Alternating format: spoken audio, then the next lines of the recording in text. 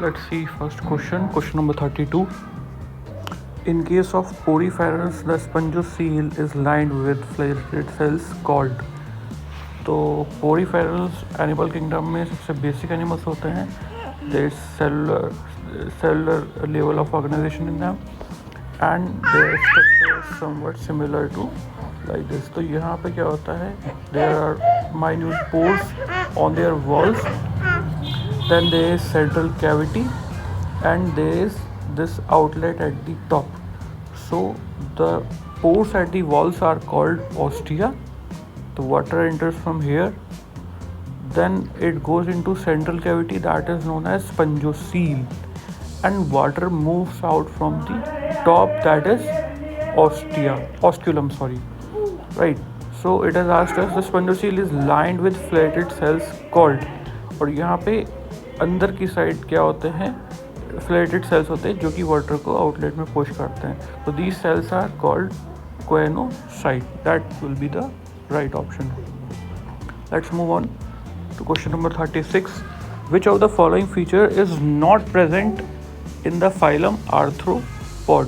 तो आर्थ्रोपॉड्स जो होता है, दिस इज द लार्जेस्ट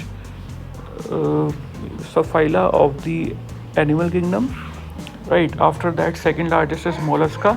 इसमें मेटामरिक सेगमेंटेशन होता है, इज इज करेक्ट, जो कि metameric segmentation is present in your annelids, arthropods and एशेलमिंथस.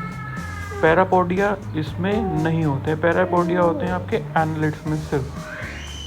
Jointed appendages, ये तो इसका कैरेक्टरिस्टिक फीचर ही है. और chitinous exoskeleton, that is also true. So our right option will be parapodia. Let's move to next question. A marine cartilaginous fish that can produce electric current is. ये option है Prestige, torpedo, trigon और Scoliodon. तो it has asked us marine cartilaginous fish. ये सारी cartilaginous fish हैं और जो electric current produce करती है दैट इज टॉर्पीडो. नाम से ही लग रहा है, नहीं, टॉर्पीडो. ट्राइगॉन जो होती है इसमें पॉइजनस स्टिंग होता है. तो if it bites you, it poison release करता है ये, right. So torpedo will be the right option. Let's move on. Question number 45. One example of animals having a single opening to the outside that serves both as mouth as well as anus. So the question is indirectly trying to ask us कि incomplete digestive system किस में होता है. Incomplete digestive system तब होता है जब आपका सिर्फ सिंगल ओपनिंग प्रेजेंट होती है, दोनों माउथ और एनस नहीं होता है. माउथ और एनस होगा तो वो कंप्लीट डाइजेस्टिव सिस्टम कहलाएगा, जो कि स्टार्ट होता है, कंप्लीट डाइजेस्टिव सिस्टम स्टार्ट होता है हमारा राउंड वॉर्म से, एशेलमिंथस से. उससे पहले जो होते हैं वो सब इनकम्प्लीट होते हैं. तो इसमें हो जाएगा आपका फेस्क्यूला, राइट, दैट इज टेपवॉर्म. तो यहाँ पे सिंगल ओपनिंग होती है, डबल ओपनिंग नहीं होती है, right. Let's move on to next question. Which of the following kinds of animal are triploblastic. तो ट्रिप्लोब्लास्टिक शुरू होता है हमारा पोरीफेरस जो होते हैं वो सेलुलर लेवल होता है उनमें. अगले दो जो होते हैं निडेरिया और coelenterata. Cnidaria coelenterata are the same and ctenophores, they are diploblastic. और after that triploblastic starts with flatworms. So flatworms और platyhelminthes are triploblastic, but they are acoelomate. क्योंकि उनमें क्या होता है कि एंडोडर्म, मेसोडर्म और एक्टोडर्म तो मौजूद होती है, but mesoderm is not lining the cavity. तो वहाँ पे उसके बीच में मेसोडर्म में कोई भी कैविटी मौजूद नहीं होती है. दैट्स वाई अगर कैविटी नहीं है तो वो फिर एसिलोमेट में ही आएंगे. Let's see question number 48. Which one of the following statements about certain given animals is correct? Right. Option 1, roundworms, एशेलमिंथस are pseudocoelomates. तो ये बात तो ठीक है, राइट. और इसमें जो मॉलस्क होते हैं, they mollusc are acoelomate, that is wrong, right. That's the wrong option. Insects are pseudocoelomates, नहीं, ये भैया सीलोमेट्स होते हैं. और flatworms are coelomates. Flatworms are coelomates नहीं होते हैं, ये ट्रिप्लोब्लास्टिक एसिलोमेट्स होते हैं। ठीक है, ये भी गलत हो जाएगा, तो ये ऑप्शन हमारा ठीक हो जाएगा। Let's move on. Question number 50, which one of the following pairs of animal comprises jawless fishes?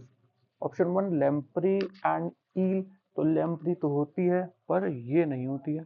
Jawless fishes यानी कि साइक्लोस्टोमेटाल्स। तो यहाँ पे रोहू नहीं होती है, लेम्प्री होती है और हैगफिश भी होती है। लेम्प्री को मेट्रोमाइजन और आपका जो हैगफिश है this is known as myxine, right in their scientific, these are the scientific names।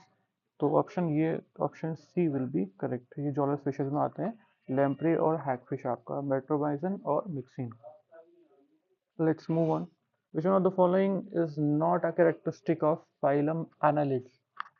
Closed circulatory system, segmentation होता है, क्लोज सर्कुलेटरी सिस्टम ये भी होता है, स्यूडोसीलोम ये नहीं होता है, ये सीलोमेट्स होते हैं। तो ये ऑप्शन हो जाएगा हमारा। वेंट्रल नर्व कॉर्ड मौजूद होती है सारे इन्वर्टिब्रेट्स में, राइट। तो let's move on. Question number 75, protonephridia are the excretory structures present in. Protonephridia यानी कि flame cells.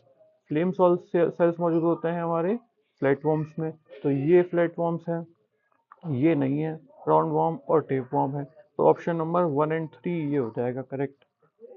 Let's see the final question of today. One example of animals having a single opening to the outside that serve both as mouth as well as anus is।